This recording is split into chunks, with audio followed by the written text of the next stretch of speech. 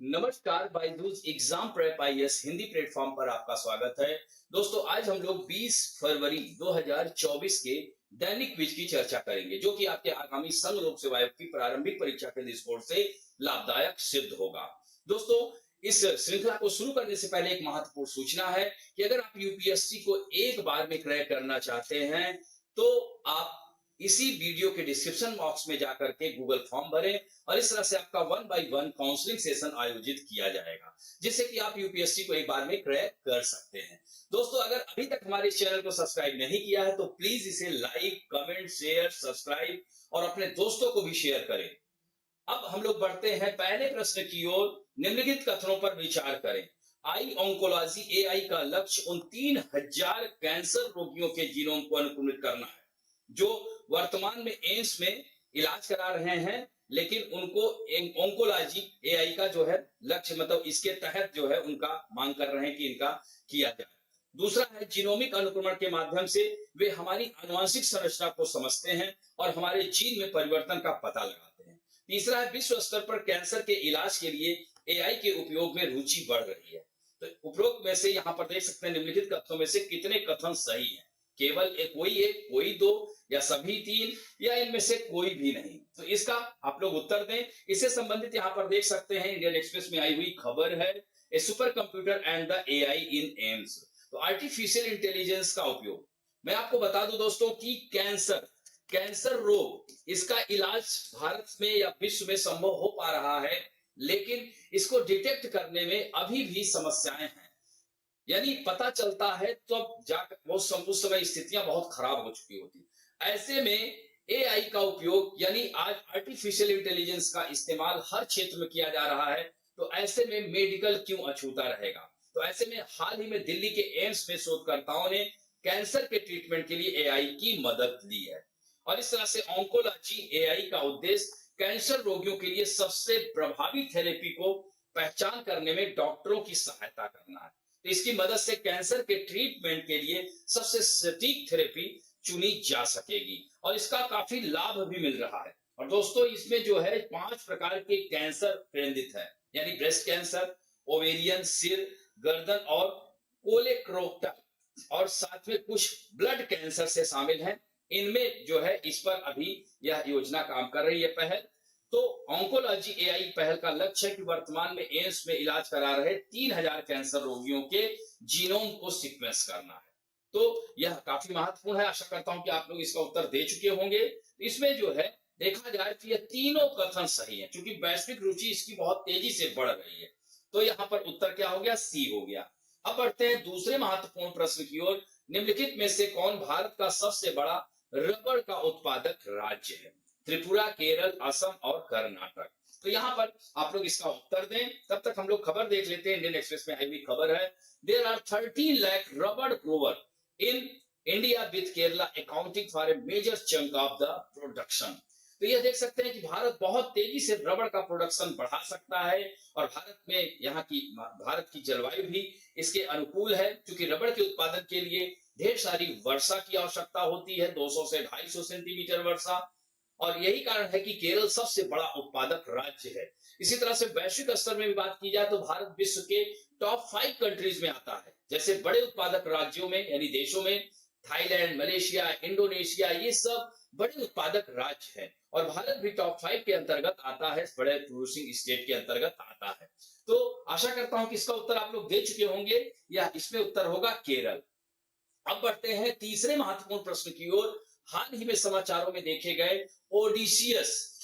तो यहाँ पर आप देख सकते हैं इलियड और ओडिसी, होमर की जो है यह कथा थी, तो उसी पर यह है। यह सबसे अच्छी तरह से पहचाना जा सकता है। स्पेस एक्स का मून लैंडर है, या शनि पर नासा का आगामी मिशन है, या स्पेस एक्स का दूसरी पीढ़ी का उपग्रह इंटरनेट मिशन, या यूरोपीय अंतरिक्ष एजेंसी का आगामी सूर्य अन्वेषण मिशन। इसका उत्तर आप लोग दें। इससे संबंधित हम लोग खबर देखते हैं। इंडियन एक्सप्रेस में आई हुई खबर है कि एलन मस्क, इनका नाम तो सुना ही होगा, टेस्ला कंपनी के मालिक है, और स्पेस एक्स इनकी एक प्राइवेट कंपनी है, तो मून लैंडर चंद्रमा की कक्षा के लिए भेजा है। और इस कंपनी का नाम इंटुएक्टिव मशीन है, जो ह्यूस्टन, कहाँ है ये? अमेरिका में है प्रांत।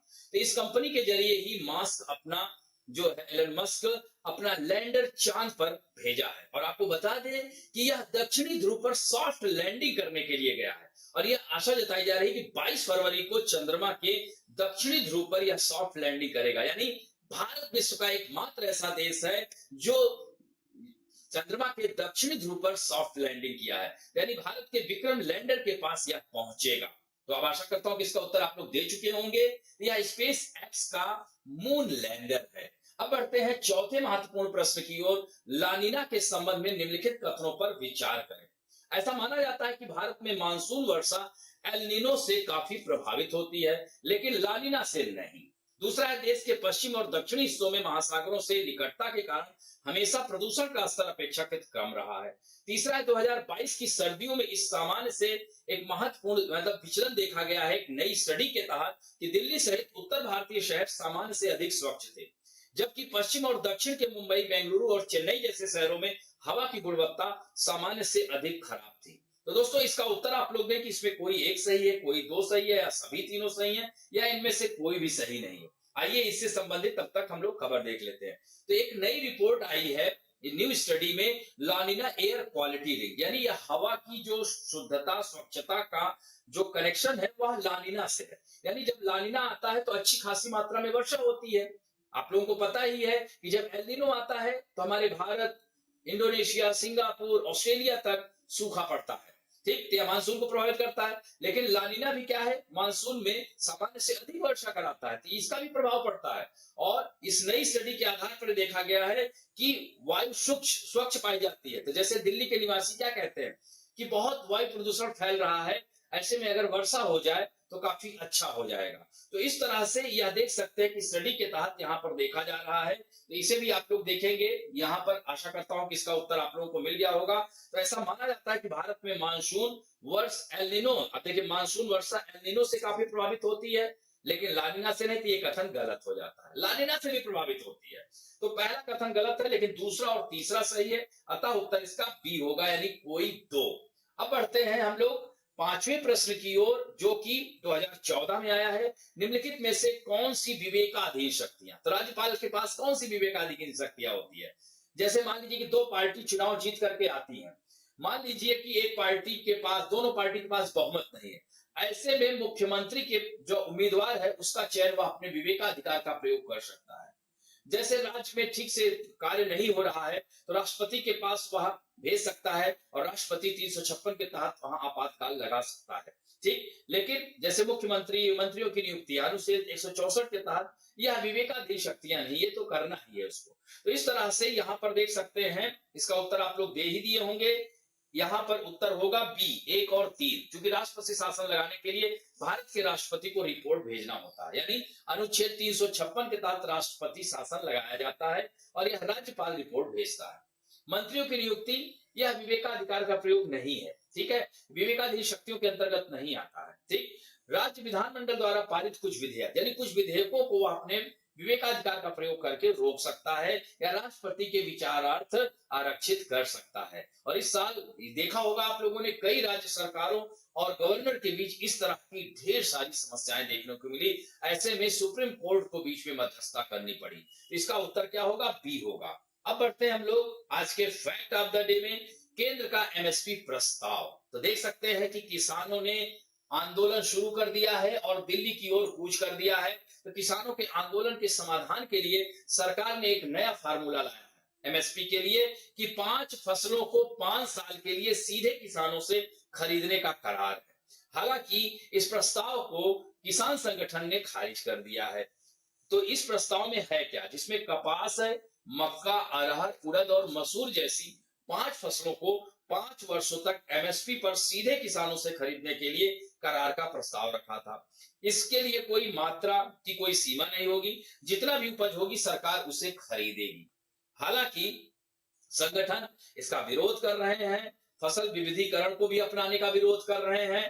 तो एमएसपी है क्या? एमएसपी एक्चुअली क्या है कि किसानों के लाभ को देखते हुए किसानों के हित के लिए एमएसपी की व्यवस्था या सालों से चल रही है। यानी केंद्र सरकार क्या होता है कि किसान जो फसल उगाते हैं उसका एक न्यूनतम कीमत तय करती है और इसे ही हम एमएसपी कहते हैं। और इस तरह से फसल की, जैसे मान लीजिए अगर कभी फसलों की कीमत बाजार के हिसाब से गिर भी जाती है, तब भी सरकार उसे उसी कीमत पर फसल को खरीदती है, ताकि किसानों को इसका नुकसान ना हो। तो इस तरह से वर्तमान में 23 फसलों के लिए न्यूनतम समर्थन मूल्य निर्धारित किया गया है। अब देखना है कि आगे होता क्या है।